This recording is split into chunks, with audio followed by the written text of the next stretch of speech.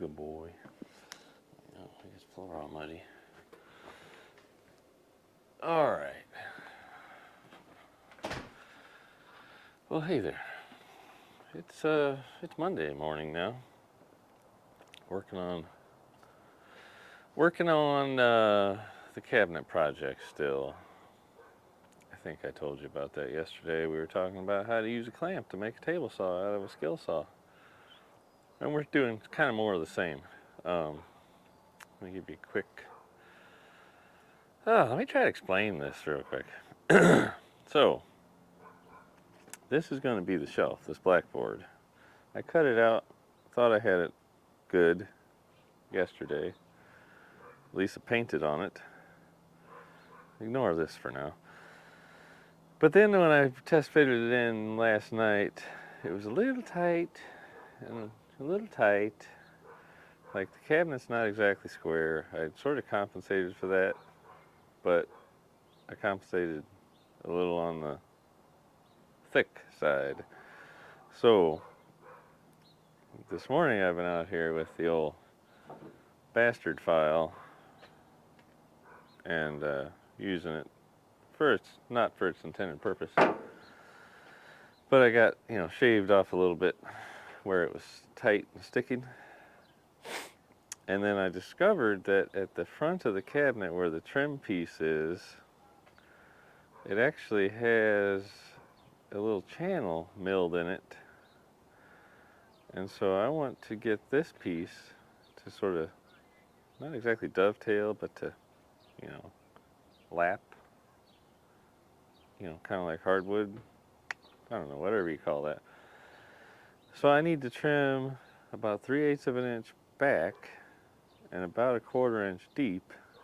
Of course, this is just under 1/2 inch thick, so that's not going to leave much there, but it'll leave enough for me to put a little tongue and groove. That's the word I was thinking of. There'll be a little tongue there, about 3/8 of an inch deep, that'll fit right into that back of the trim piece support.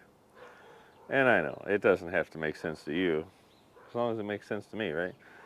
So we're basically going to use this sort of like a router or a Dado blade or whatever you call the wobble blade table saw thing.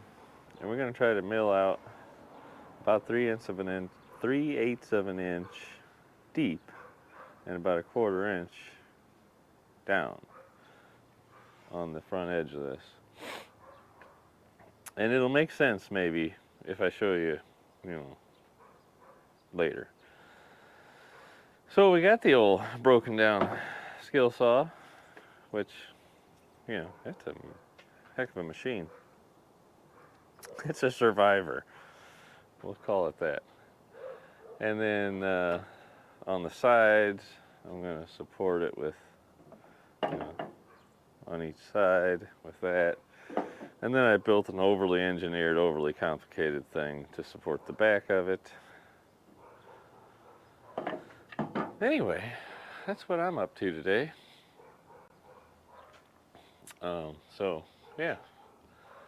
We're going to, we're also using the purple Nurple for a workbench because, well, that one doesn't have a very good tailgate. Can you even see what I'm pointing at? The old Ferd, she's got that Arrow vented tailgate that's just, it's not as good a workbench, honestly. And this one was handy, the driveway was empty. That thing, I'd have to take it around the block to turn around anyway. And the Suburban, the hood isn't as good because it's not the right height. And the tailgate way back there, you don't want all that sawdust blowing around out there. You want to let it annoy your neighbors and get all over your driveway. So, that's what we're doing. We're going to do a little thing over there. The thing I just told you.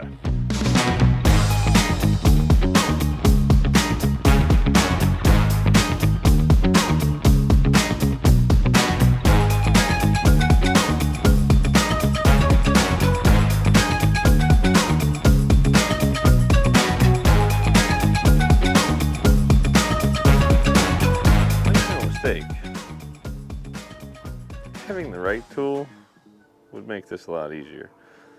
having high quality tools, and heck, for that matter, high quality wood. I mean, this is a piece of plywood.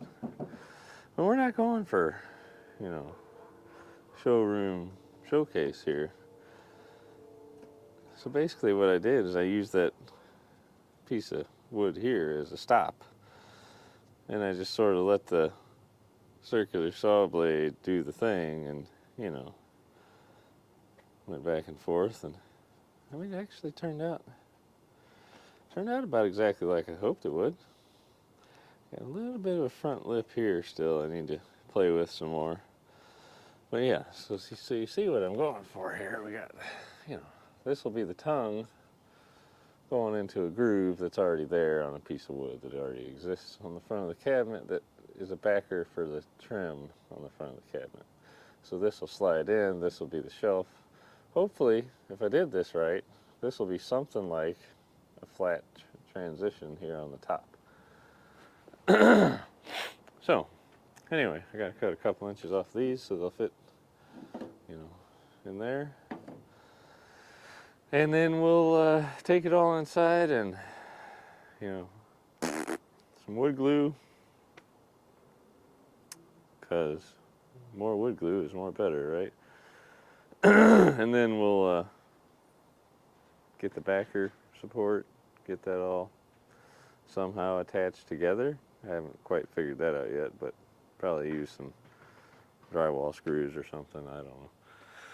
Anyway, hope you're having a great Monday.